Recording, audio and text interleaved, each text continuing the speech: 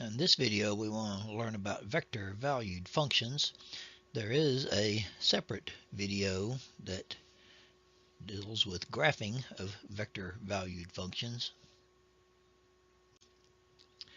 Now, back in algebra, we learned about functions of real numbers.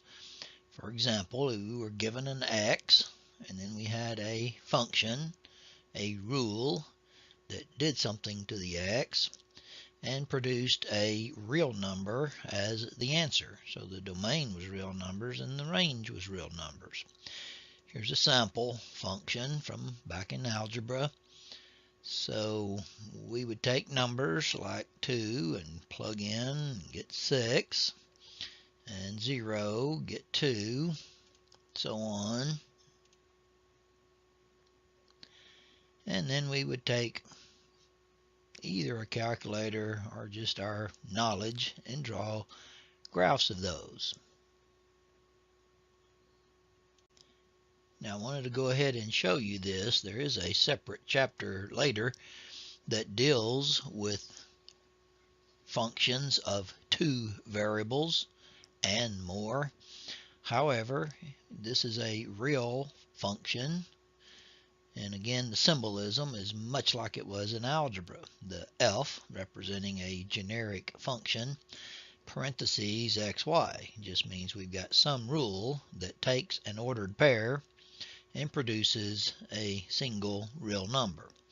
Here's some ordered pairs that we can plug into the function x squared minus y squared plus 9 and get the real number answer.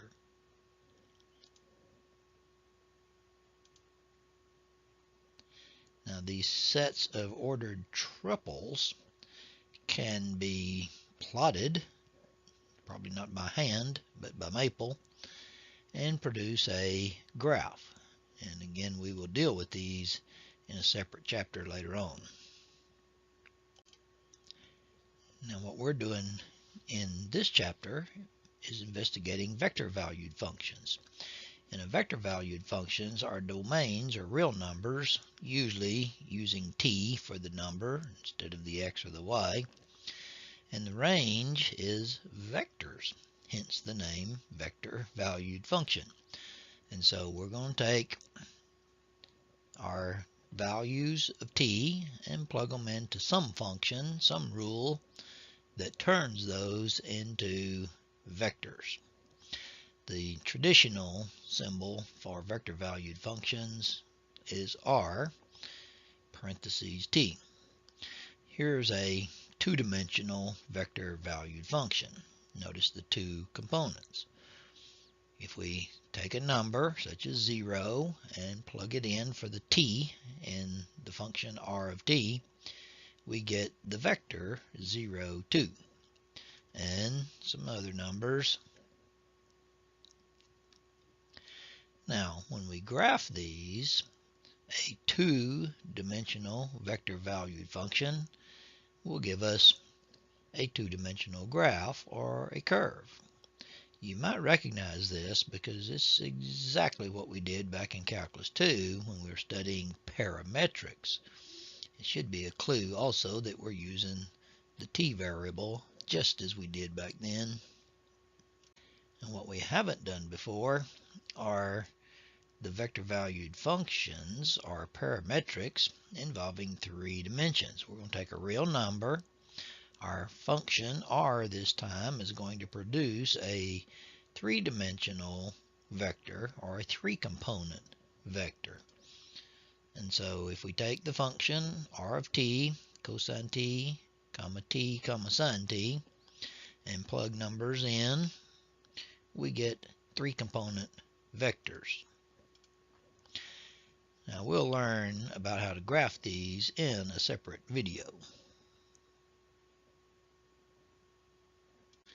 Now this is just describing some of the notation that we use, and notice what it's saying is that our vector valued functions are comprised of separate functions of t. Now we want to find the domain of the function r of t, so we'll take each component and find the domain of that. The function t cubed is a polynomial whose domain is all real numbers. The function ln 3 minus t. The ln function is only valid for positive numbers, no zero, no negatives. So the domain of the ln of 3 minus t would be from negative infinity to 3. And the square root of t has a domain of all positive numbers and also the zero. So the zero is included. And now we want the set of numbers, the domain, that will work in all three of those. So look for where they overlap.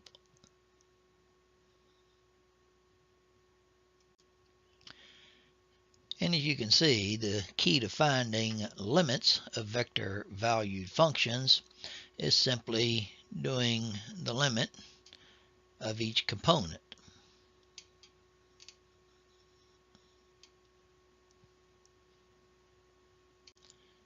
For example, to do the limit of this function, say as t goes to 0, we'll take each individual component and do that limit as t goes to 0.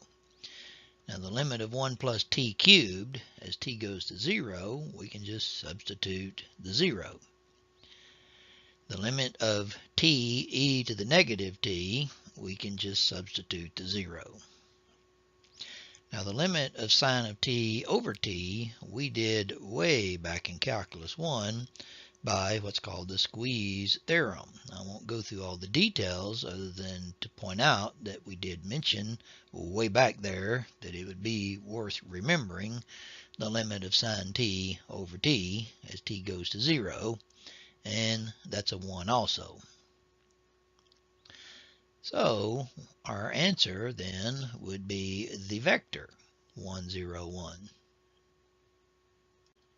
Now we're going to take this two-dimensional vector valued function and do a little graphical illustration for the limit, just so you'll keep in mind when we want to talk about the limit as t goes to like 0.75, then we can take the function value at some number close to that, like in this case 0.5, and then let the value get closer and closer and closer to the 0.75.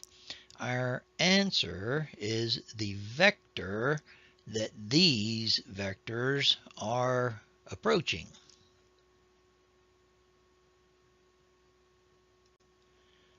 And we've talked about continuity ever since Calculus 1. I'll just remind you that for vector valued functions, you're looking at the continuity on each of the components.